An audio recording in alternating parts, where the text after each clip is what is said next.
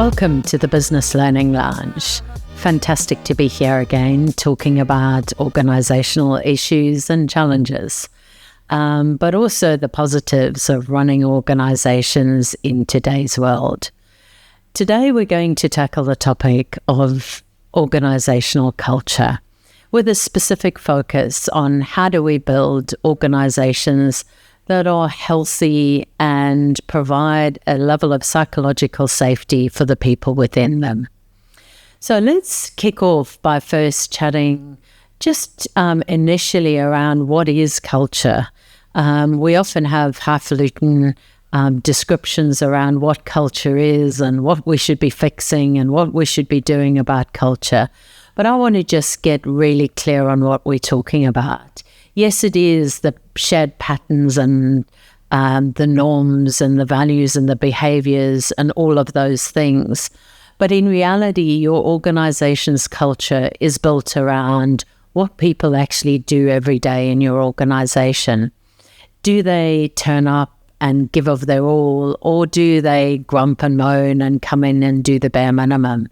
Are they energized? Are they passionate about what they're doing for your organization? Or have they lost their shine and their energy for the work that they do? So when we talk about culture, it's just how people do things around here. What are they choosing to do when they come into your organization? So when we talk about culture, we need to understand that it has both a surface level aspect and a below the surface level aspect. On the surface is what we describe as the climate. The climate really is, do I walk in and does it feel good? Do people get together? Can we see the social interactions kind of visually on the surface? Underneath the surface is the stuff that can often crash organizations and cause challenges. So that's the stuff. Do people turn up on time for meetings? Is there a systemic way that we can ensure that people are accountable? So those things underneath the surface can get in the way of organizations being as successful as we want. So we want to actually manage both the climate and the culture when we talk about organizations. If you think back to the days of Enron, Enron was a large organization in the US that went horribly wrong. Now, Enron was very bad at the culture stuff, but really good at the climate stuff because they kept people happy around how they did things because they were getting paid a lot of money. Now, that's not a good culture because at the surface, people are getting paid a lot of money, but underneath there's some mucky stuff going on. And as we know, Enron crashed and took Arthur Andersen's down with them. We know that we need to get both the climate right and the culture right. So when we talk about culture, why does it matter in today's world? Why is it so important? Why do we need to take care of it? And I guess, why does culture eat strategy for breakfast? Because we hear that terminology thrown around. Well, the reason it eats strategy for breakfast is that if you get your culture wrong, everything falls apart. If you get your strategy wrong, then there are elements that you can tweak and change and you can shift your strategy quite easily. If you get culture wrong, it can take years to fix it. So when we talk about culture, there's a huge amount of importance. And at the moment, what we're seeing is that when the culture goes wrong, it hits the front page of the newspaper. So it's no longer that it just goes underneath the surface. It's actually hitting the front page of the newspaper. And you're starting to get a whole lot of repercussions if you're not taking care of your culture. We've seen lots of organizations being vilified in the news around their culture, toxic cultures, both from sporting organizations through to large businesses that have been caught with cultures that are toxic and unhealthy. But actually, hitting the front page of the newspaper isn't everything that it's about, because when we talk about unhealthy organizational cultures, what we do know is that people get damaged. So when your culture is not right and when you don't look after your organization's culture, people are damaged. They're hurt and often can fall over. We get lots of burnout in organizations where the culture is wrong. We get lots of mental health issues surfacing, and we get a lot of distress from people in organizations. So there's a huge amount of reason why we want to look after the culture in our organization and look after our people. Because whether you like it or not, your people are what make your organization work. I often have CEOs say to me, oh, my organization would be so much easier if I didn't have to deal with people. But actually, reality is your organization wouldn't exist without people. Even the smallest organization, it requires the people to make the organization successful. So while strategy is important, and it is actually an important aspect of how leaders lead the organization, you can have the best strategy in the world, but without the people to do the job, you really haven't got much. And especially in today's world where, retention is a challenge, recruitment is a challenge, getting good people is a challenge. You want your culture to be right, because if you don't have the right culture, you're going to lose people.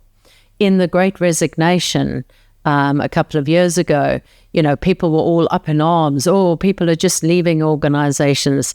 But a huge percentage of those people that left organizations in that period of time left their organizations because of toxic cultures, not just because there was this phenomenon of the Great Resignation, but because they were working in toxic cultures. And because it's more of an employees market at the moment, people were able to leave because there were plenty of jobs to go to.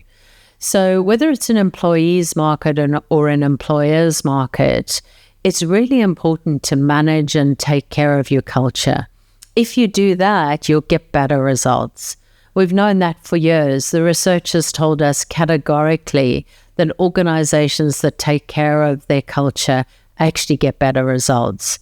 We also know that the implications for toxic cultures and poor cultures are really, really bad for the organization's outcomes. And if we don't look after that culture, we actually affect people's commitment to the organization. 82% of people drop their commitment to the organization if the culture is toxic. So you really don't want to get this wrong. Engagement levels drop off. So if you've got a toxic culture, your engagement levels are going to drop off. People are not going to give that discretionary effort that we want them to give. Also, in terms of your clients, your customers, the people you are delivering results for through your organization, they're affected if your culture is not right. One of the large hospitals in the US discovered that 70% of medication errors caused in hospitals by nurses was due to the nurses being bullied by doctors. Now, that's a shocking statistic when you look at that. Could kill people. But when you look at your customers, if you're not looking after your culture, you're actually impacting negatively on the outcomes you're getting as an organization, whether that's delivering widgets or whether that's providing a service to people, doesn't actually matter. You're impacting your ability to deliver outcomes for your organization.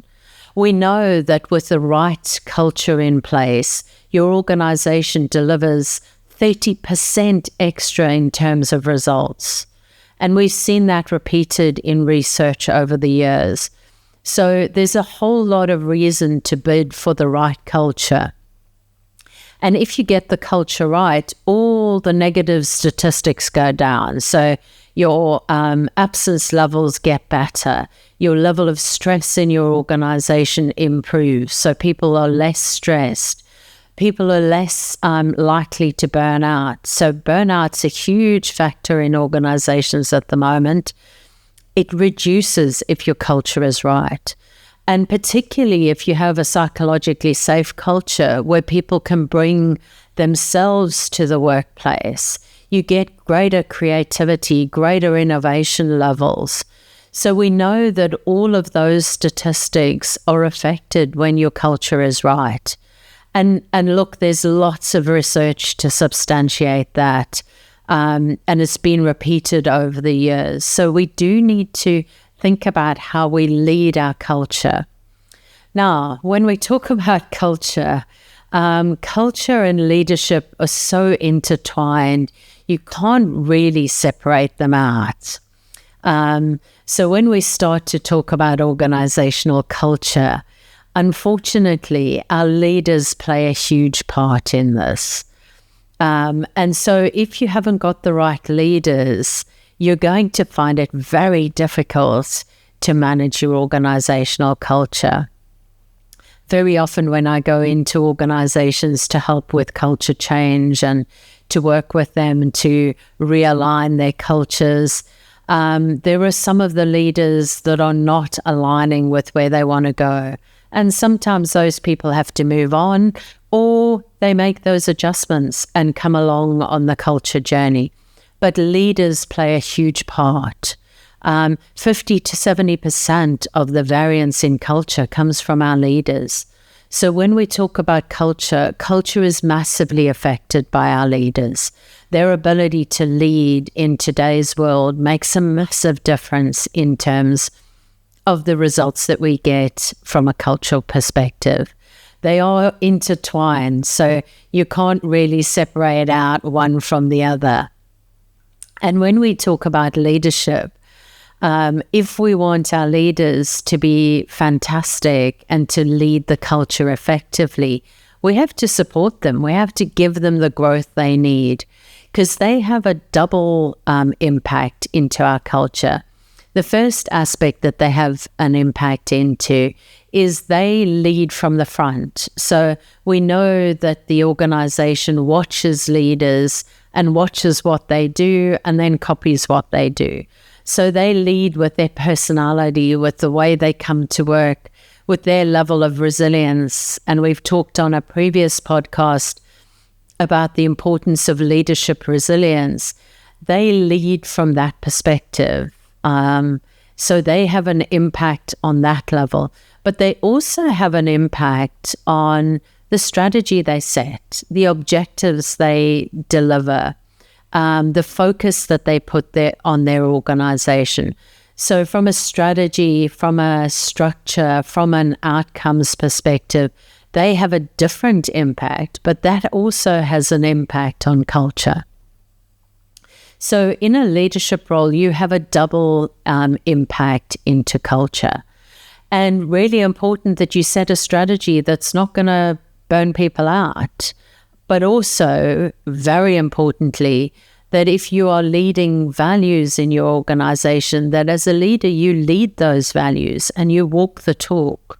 So we have to, when we talk about leadership, we have to help leaders to deliver both of those aspects effectively. And so organizational culture is driven largely by the leaders, but everyone plays a part. Because if you've got one person in a team who's causing dysfunction, they can create a toxic culture very, very, very quickly. There was one organization not that long ago that I was invited in to have a look at their culture, and we did a culture measure. Now, that's a fairly standard practice in a lot of organizations, doing some sort of measure of how we're doing in terms of culture. We did a culture measure, and we measure the effectiveness of the culture by an overall measure called the Net Culture Score. And this organization ended up with a very low net culture score. So we measure it from plus 100 to minus 100. And they ended up with a starting culture score of minus 87. Now, that was shocking for the leadership group. They were really shocked at how low that score was. And so we decided to go in and do some interviews with people. And we interviewed a lot of people across the organization to try and get underneath the surface of why the culture score was so low. And in those discussions, one person's name came up repeatedly. And that one person's name was repeated in just about every interview. And what had happened was this person had been in their job for 25 years. They were in a fairly senior leadership role, and they'd got to a point where they were dysfunctional, disillusioned about the organization, were actively going against the organization's values and the way that the leadership were trying to lead, and were creating a whole dysfunction that the leaders weren't even aware of, or some of them were aware of, but didn't realize the level of impact. Anyway, we worked with that leader, and that person eventually moved on to another career somewhere else. And within 6 months of that person moving on, the culture score went from -87 up to +35. So even one person can have a massive impact. That was a leader, and obviously leaders have a much bigger impact. But realize that you have to be aware of what's going on in your culture and really be managing it, because you don't have an option as to whether you have a culture. All you have an option about is whether you manage it or don't manage it. If you manage it, it will be positive and engaging, and it will get better over time. If you don't manage it, it will become toxic and it will be eroded over time. So we see that organizations that don't take care of their culture, it gets eroded over time. Even if you take your foot off the pedal for a year or two in terms of your culture, it can reverse and go backwards. So we need to be looking after culture all of the time. Now, when we talk about psychological safety and healthy organizations, remember that we need to actually be building organizations where people can feel comfortable about bringing themselves to work. So in essence, what we're talking about is, can people show up and be themselves? No matter what their diversity or difference, can they bring themselves into the workplace? But on the other hand, we also want them not to impact negatively on other people. So what we don't want is people showing up and being themselves and damaging other people. So there's a dual piece here. We need our leaders to help our teams to both be present and be themselves, but also that they manage their impact on others. So we want both aspects of that when we have good cultures. Good cultures rely on both aspects. So let's talk about some of the foundations that are important from a psychologically safe culture perspective.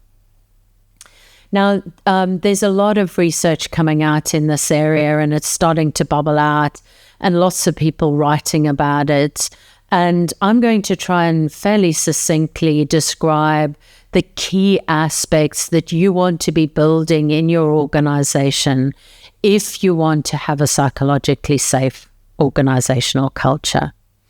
Now, the first starting point that we're seeing coming through in the research is you've got to be building the capacity in your organization for emotional intelligence and resilience. So these are two things that you need to be building 24/7, all year, every year. It's not something you do once off and go, oh, we've done that. We've done resilience training. Now our organization's culture is going to be okay. This needs to be an ongoing development that we're doing across our organization at all levels in the organization, because we need people to feel good about coming to work, to feel energized, to be able to be optimistic about the job that they do, optimistic about the organization that they work for. So we need to be building that resilience piece. And then we need them to have emotional intelligence. We need our people to actually be able to understand when their emotions have been triggered negatively, when they've been actually reactive to something rather than proactive. We need them to understand their impact on others and how they might positively or negatively impact on others. And we need them to have the emotional capacity to show up with their whole selves. rather than them coming, a little bit deflated or not feeling good about being at work. So we want people to show up at their best. And for them to show up at their best, you need to be building emotional intelligence and resilience. Connected to that is we need people to understand and develop an understanding of their impact on others. So we want them to be able to actually understand that if they get grumpy and unpleasant, they're having a negative impact on the people around them. And we want them to grow their skills so that actually everyone in our organization is having a positive impact on each other. Now, that's not possible all of the time, but it is possible if we can grow up people's skills of emotional intelligence. They can learn how to manage their impact on other people and have a positive impact on other people. I still hear comments, I don't like that person, so I don't want to work with them.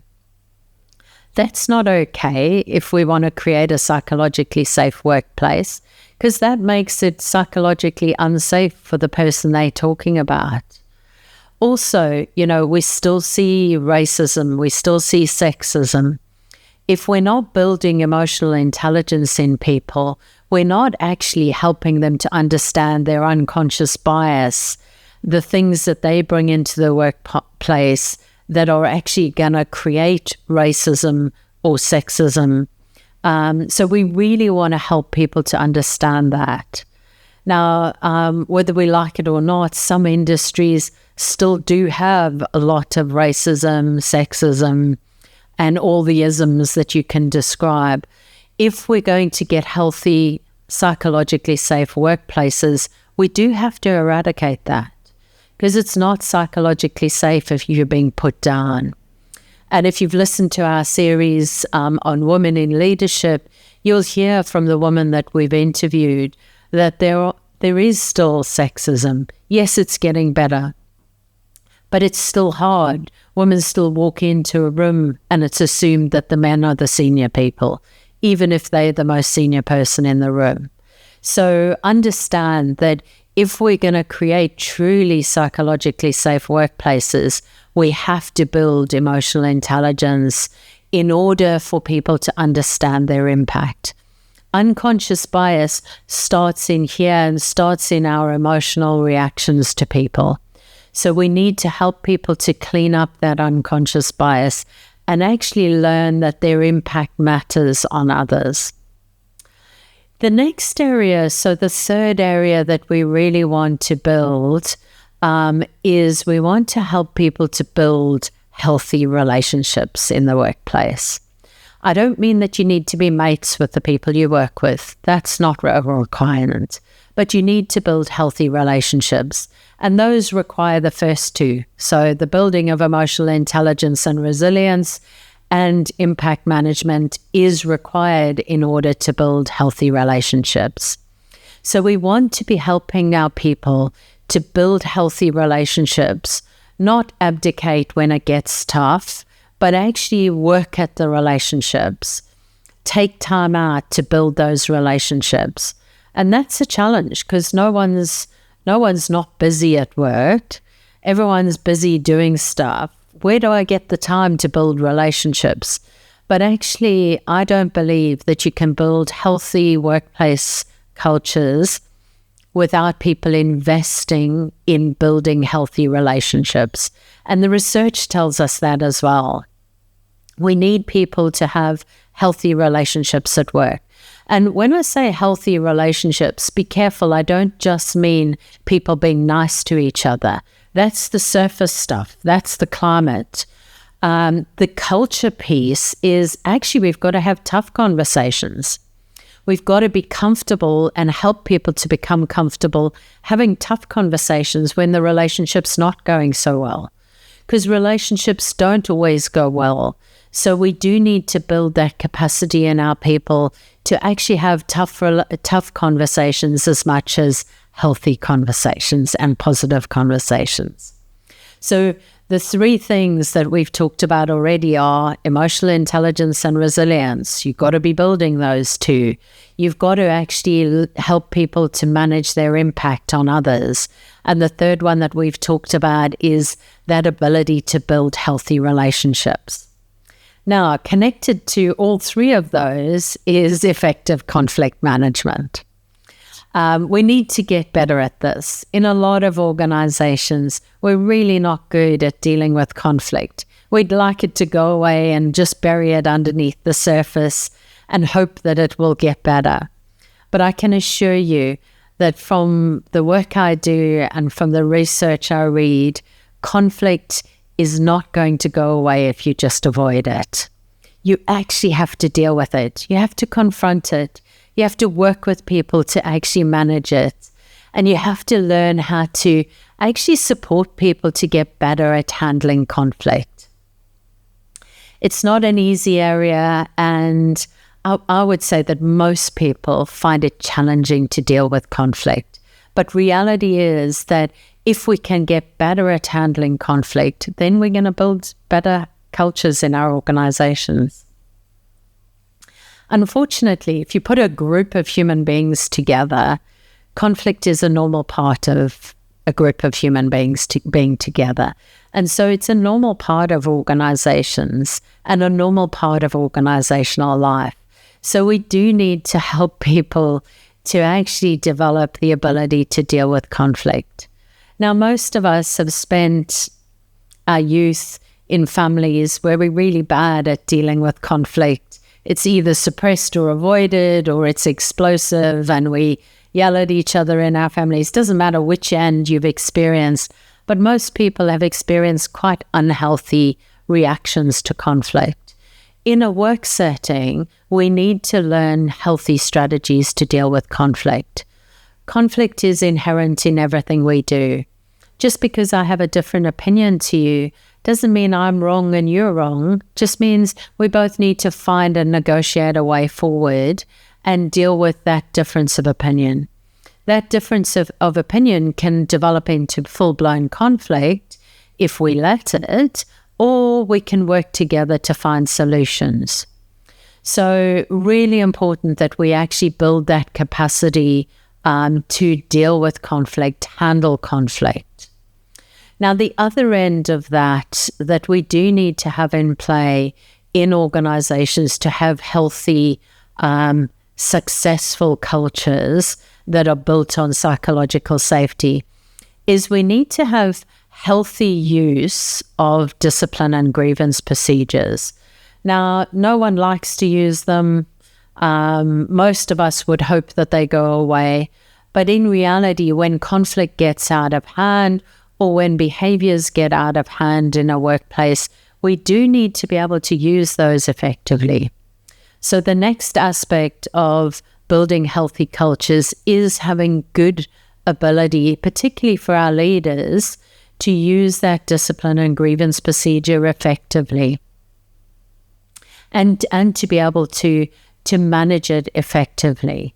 So we do need that as an additional aspect.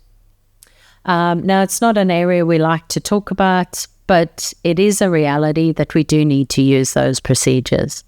And we need to be actively tackling discrimination, bullying, harassment under that umbrella. We cannot anymore just allow behaviors to go by. So the days of going, oh, that's just Mary, or that's just Joe, or that's just Mark, are gone. In our cultures, we need to hold people accountable if they're having a damaging effect on others. If I could ask you about whether you've experienced bullying and harassment in the workplace, almost guaranteed everyone has experienced it. And you know the impact that has on people around that bullying and harassment. It's no longer okay to leave that in play. It's no longer okay not to deal with that. And so that's why our discipline and grievance procedure is really important. Not because we want to slam people, not because we want to get legalistic, but because sometimes people actually are making a choice to deliver behaviors that are unhealthy. And it does take a lot of skill to deliver those effectively, but we do need to do that. I know that there are industries out there where sexual harassment, bullying is still pretty much systemic in the organizations. And we really need to stop that because it is damaging people. I see people in my work, in my coaching work, who've been highly damaged by toxic cultures where bullying has been allowed. And it's really hard because we know now that it has a similar effect to trauma. So if you take that trauma sits in your system, bullying and harassment over a sustained period of time has exactly the same effect on your system. So we're actually causing people mental health issues, burnout, stress, distress. So the impact of bullying and harassment is very, very damaging on our organization and on individuals. So we do need to tackle it. Next, in terms of the things that we need to be building for our organizations, is we need to get good at giving people praise and recognition. Now, I know a lot of leaders say to me, oh, but they get paid to do the job. Sorry, that's not good enough. As leaders, we need to be giving praise and recognition because people want to feel like they're contributing. And you have a whole lot of your population in your organization that need that affirmation and want that affirmation. If we want to get good at building healthy cultures, praise and recognition is a key element of that. It's what drives engagement. It's what drives positivity in our organization. And it matters. It matters to people to feel like they're contributing, feel like they're giving back in some way to their organization. So it's super important that leaders actually invest in giving praise and recognition and helping people to see the positive that they contribute to the organization. So that's another aspect of our culture that we want to build and grow. Now, connected to all of these things is the moment at which I realize that I've got a problem and I need to report it. So this is connected to all aspects. If I end up in a situation where I don't feel like I can talk to my direct boss, we do need in our organization to have a systemic process where I can go to someone and get help. Sometimes that's human resources. Sometimes that's my boss's boss, what we call one up. Sometimes that's someone, an employee assistance person who's nominated in the organization. It doesn't matter what aspect or where it sits, but people need to know where they can go when it gets tough. Because for all of us, we've had moments in our career where it's been tough. Who do we go to? Where do we go to get help? And who do I approach for that help? So it's really important that we have somewhere where we can go to get that support. Connected to that again is for our leaders, if we're going to really have a good psychologically safe workplace culture, our leaders need to have either external coaches or mentoring or some sort of outlet where they can go for support. So we do know that organizations that have coaching programs that support their leaders actually get better results because leadership training and leadership development on its own isn't always enough. And leaders, we do know leaders are burning out more than ever before, and we want to support our leaders to be the best that they can be. So not only do our people need a way to escalate issues, but we need our leaders to have the support they need on an ongoing basis. And I can say that the organizations that I work with that have mentoring programs or coaching programs available to their leaders are better. Their cultures are better, their outcomes are better, and their leaders find it easier to stay resilient. So we do know that those strategies work in terms of supporting psychological safety. Because if our leaders are resilient and they've got good emotional intelligence, they're going to support our people to be the best that they can be. So those are some of the strategies that we need to have in place. Additionally, what we're seeing coming through in the research is there is an issue with workload management. And this is eroding cultures, it's eroding psychological safety, and it's starting to become quite topical. Now, in some organizations, it's almost seen as, it almost gives you kudos to be working long hours.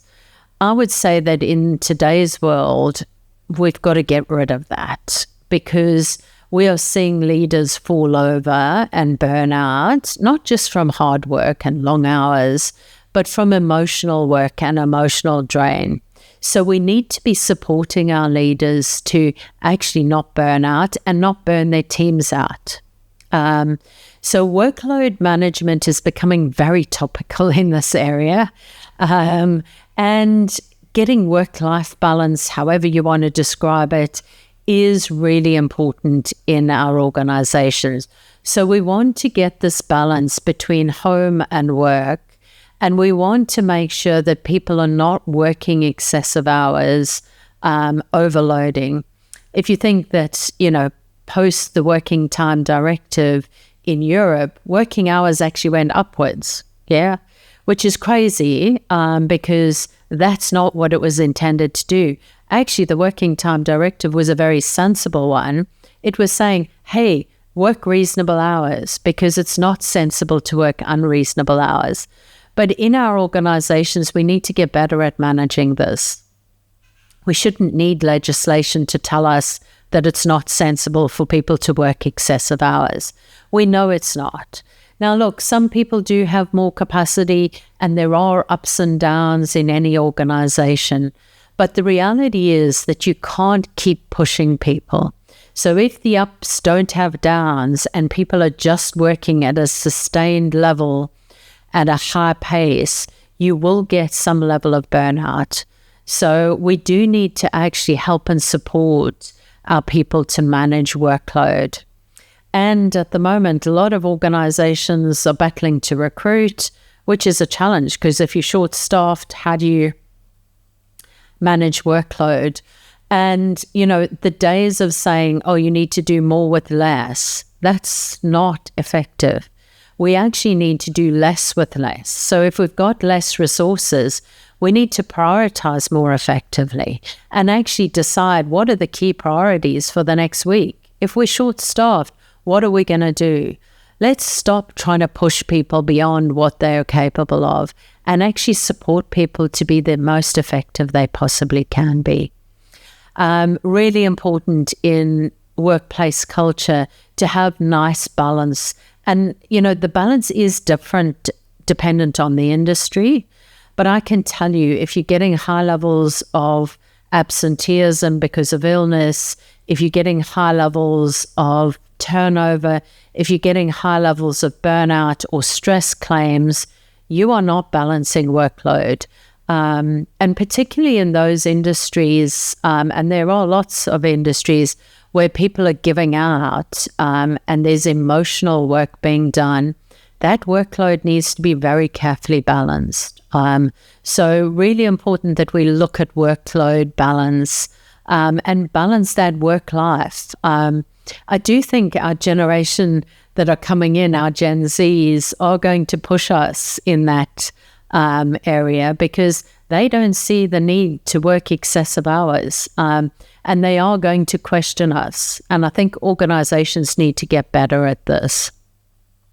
I'm not saying that, as I say, that you're always going to do your 7.5 hours, but it does need to be a balance over time, and people need to be getting enough time for themselves as well as for work. So really important aspect that we need to be building and developing in our organizations.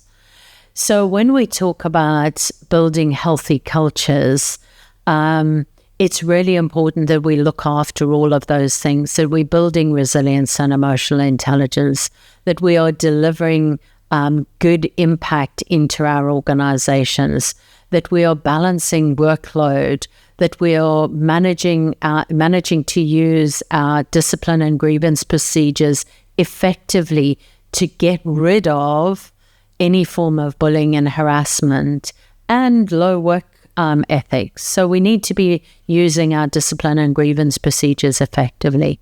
All of those things matter, but in reality, at the end of the day, a large part of our culture rests with our leaders. So what we're doing with our leaders matters. We need to be developing our leaders so that they understand the importance of their impact. We need to be doing 360s with our leaders so that they understand and get feedback from everyone around them around their impact and their leadership. We need to start focusing on building their emotional intelligence, their resilience. So our leaders need to be developed to be able to deliver effective leadership. Unfortunately, or fortunately, it doesn't matter which way you look at it, it has its positives and its downsides. Most of our leaders have come up from being great experts in their fields. Now, great experts in their fields don't always make the best leaders. And reality is that once you step into a leadership role, your technical expertise is actually valued less than your ability to lead. Yes, you need your technical expertise to have got into the role.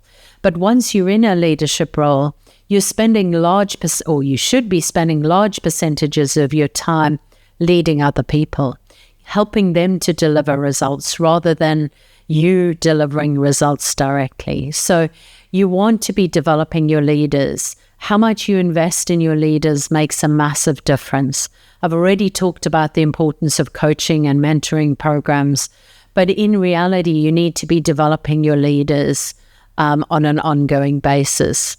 Now, I see lots of organizations that do a leadership program and they're super excited, and then they do nothing for 10 more years. That's not going to be effective.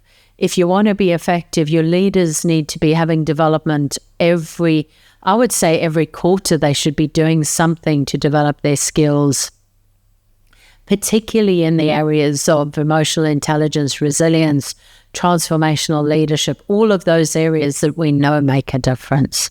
So we want to be developing our leaders on an ongoing basis because they have a massive impact on our ability to deliver the right culture into our organizations. They play a huge part in that. And as an outcome of good leadership, and often, we often think about trust. Trust is a big word, and we use it when we define, great cultures. Oh, there's trust in the culture. Reality is that trust comes from leaders delivering trustworthiness. Stephen Covey, who's one of the experts in leadership, says that actually the single most important thing a leader can do is to actually deliver trustworthiness, demonstrate that they are trustworthy. And so when we start to talk about trust is this huge word, but how do leaders demonstrate trust? Well, they need to be demonstrating trust. They need to do what they say they're going to do. They need to be out there walking the talk. They need to actually deliver integrity and stop lying to their people. They need to be out there actually integrating with their teams, demonstrating their care for people. That's what's going to build trust. Sitting in your office doing whatever it is you do is not going to build trust. So we need our leaders to be building trust, and we want to build trust across the organization. And there's a lot of strategies that we can use to build trust.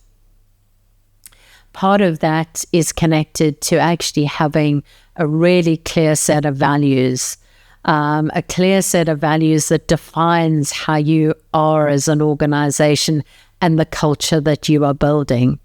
Now, I know for a lot of organizations, they have a plaque up on the wall that says, these are our values. No one ever reads them. No one ever talks about them. And they really aren't in play. So some people have become a bit disillusioned around values. I will say that it is a really important part of building a healthy culture. And our leaders need to be building trust, and they need to be demonstrating the values on a day-to-day basis. They've got to be talked about every single day. They've got to be used in every single aspect of our work, and they've got to be validated on a daily basis. We should be promoting our leaders based on their ability to deliver the values, not on whether they're technical experts. Yes, people do need technical expertise in leadership roles. I agree they do. But once they get into the leadership role, it's their ability to lead people that matters. And that's going to hinge on their ability to build trust. So we want them to actually live the values. Now, a set of values is best developed if you want to really build a culture that's strong and sustainable. Your values need to be built by the people in your organization. Everyone needs to be involved. And those values need to be defined behaviorally. So it needs to be clear, if I'm living this value, what am I demonstrating? What's the behavior I'm demonstrating? And if I'm not living the values, what's the behavior that I'm demonstrating that's not living the values? So we really need to get clear on what our values are first and foremost, get everyone in the organization involved in building those, and then start to develop what are the above the line and below the line measures that are going to help us to keep people on track in terms of the values. It's really important that we actually have values that are lived. Don't create values if you're not going to use them, because people will just get annoyed and frustrated. So when we start to talk about organizational culture, your values really, really do matter. And your values should guide how you manage organizational change in your organization. Yeah. Organizational change is coming up as a big measure in terms of psychological safety. If you don't manage it well, it erodes your psychological safety. And all change in organizations should be guided by your values.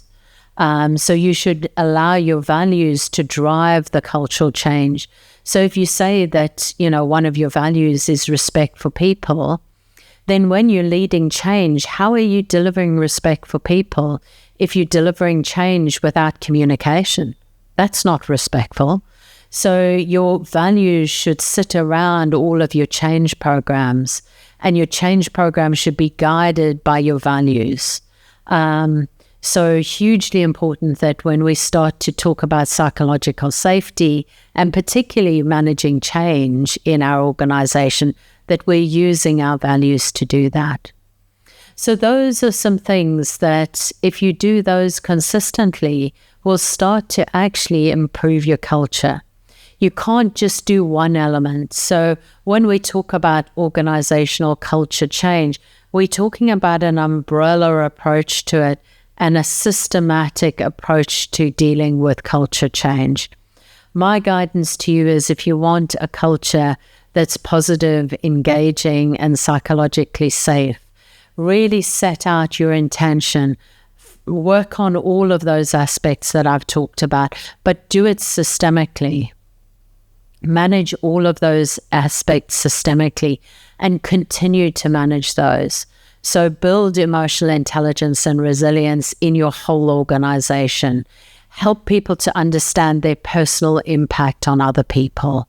Build that capacity in your people to actually deliver good outcomes and not to be involved in bullying and harassment. And then use your discipline and grievance procedures when you do have harassment and bullying or any form of behavior that's getting in the way of your culture. Build mentoring programs so that your leaders are supported, mentoring and coaching programs to support your leaders. Grow your leaders' capability to deliver great culture. and really allow your leaders to demonstrate trust and trustworthiness and build trust in your organization. So those are some of the things that, if you're working on those in a systemic, sustained way, will deliver good cultural outcomes for you, and for your organization.